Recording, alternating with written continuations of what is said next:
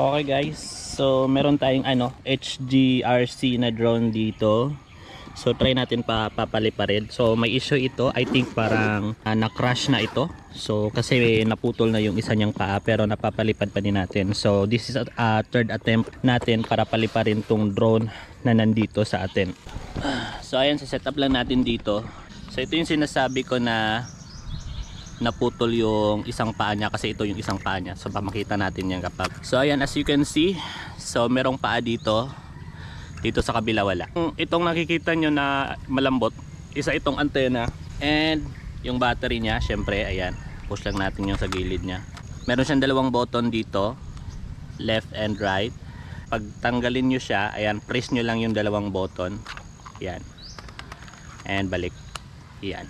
So good to go. So paano nga ba ito papaandarin? Ayan, tatanggalin muna natin yung cover ng camera niya. Lagay natin ng paganyan. Kasi ikakalibrate pa natin yan bago papaliparin. So ayan, first papaandarin muna natin yung drone. Ayan. Yun. Then second is yung remote. Long press lang ng kaunti. Ayan. Kailangan muna natin i-calibrate. So ngayon gagamitan na natin to ng smartphone. I-on natin yung Bluetooth kasi sa Bluetooth magko-connect yung remote. On natin yung Bluetooth. Punta tayo sa application na SGRC. Record ko na lang yung screen natin. So ayan. So ayan, as you can see, nasa ibaba na yung drone. Open lang natin yung SGRC kung wala kayong SGRC. Ayan, SGF Pro yung pangalan ng application. Open natin. Ayan na, nandito na tayo mismo sa SGRC na app. On lang din natin yung Wi-Fi. Automatic naman yan. I-connect natin yung Wi-Fi ng drone. Yung SGF Pro. So ayan. So connected na tayo. So ayan, F11. Kasi F11 to, 4K Pro. Then pipindutin natin yung controller. Ayan, access my location. Syempre kailangan yung location para sa GPS natin. And there we go. Wait lang tayo. Ayan. So lahat yung ating control sa itaas, as you can see sa itaas, full charge yung battery ng drone, full charge din yung battery ng controller. So all you need to do, ayan, para i-calibrate yung drone is to up. Yan. So kakalibrate natin yan. So pag nag-calibrate tayo, so pag nag-calibrate na siya, so gaganyanin lang natin yan. Iikutin lang natin as you can see sa screen. And then yan. So ikot din. Ayan.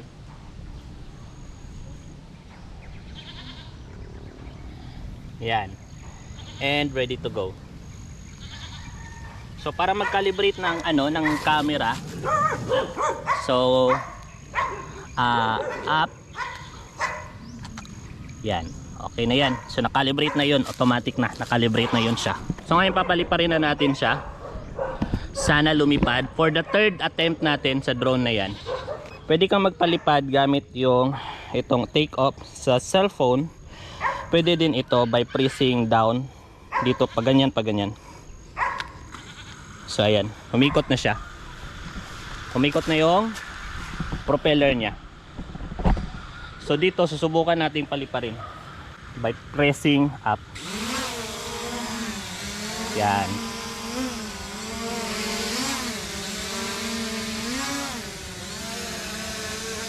So ayan na siya.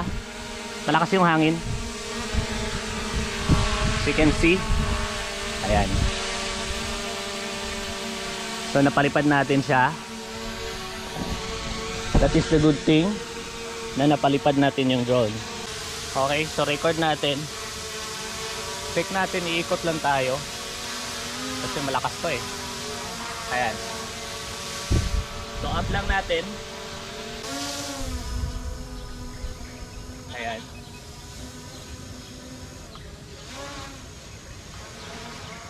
Malakas yung hangin sa itaas.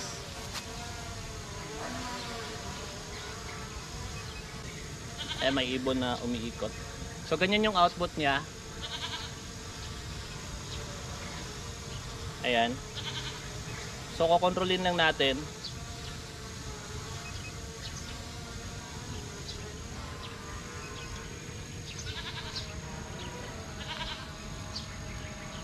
Naka beginner mode. Off muna natin yung beginner mode siguro. Yes. Save. Ayan, naka-save na. So, upan natin para ma-out siya sa kanyang ano. Yan. So, okay na. So, as you can see, yan yung output niya. So, pupunta tayo dito sa gilid. Yan. Ganyan yung output niya. Okay. So, babalik natin. Backward recording. Ayan. So, dito na siya sa ano natin. Mismo sa sentro natin. Ayan. So, ganyan. Steady siya sa itaas nang wala akong ginagalaw. Yung height niya is mga nasa 64. Ayan, 64 feet. Yung distance niya sa atin is mga nasa 12. Pero kayang abutin to ng 3 kilometers. Pero wala akong confident para magpalipad ng malayo ng drone. As you can see, tumitingin pa ako sa itaas. But still, ito yung output niya, yung result niya. Malakas yung hangin sa itaas. Meron siyang wind resistant. I think it's level 5. So ayan, nilalabanan niya yung hangin sa itaas.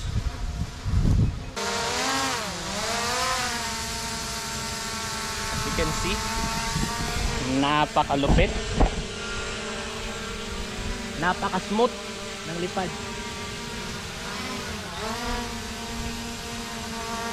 Ayan, napaka-smooth ng lipad. Ayan, nakikita nyo, napaka-smooth ng lipad niya. So pag mag-stop lang, siyempre kukunin natin dito sa baba, stop.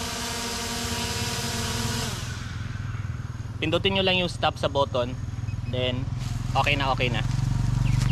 So ganun lang magpalipad ng drone na to. Very easy lang, napaka-smooth, wind resistant level 5. Kaya niyang labanan yung lakas ng hangin.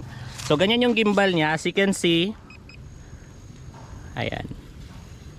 So grabe yung gimbal niya, napakalupit. Ayan. Camera ng gimbal niya, napaka-smooth talaga. Meron pang natirang 3 bars sa pagpapalipad natin. Tapos 8 minutes na yung nagre-record tayo, di ba? Sa 3 bars. So 1 bar pa lang meron na tayong 8 minutes na nagastos. So multiply mo na lang yun sa 4 or 3. Siguro umabot talaga ng 20 plus to 30 yung lipad niya. So ganun siya kaganda kasi ang tagal niyang malobat. So ganun lang ka-easy. May mga time lang na siguro kabado pa talaga ako kasi third attempt ko pa lang tong napalipad tong drone na to. Sa akin kasi kailangan ko mag-train ng 5 times sa open area katulad nito para paliparin ng isang drone to make it sure na wala akong matatamaan na tao or something. So dito ako nagpapalipad. So yun lang yung ano natin, yung review natin sa drone na to is GRC. May issue na yan siya pero napapalipad pa rin natin ng maayos.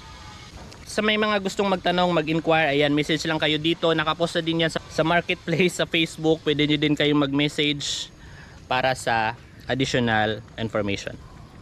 Mura lang yan, promise.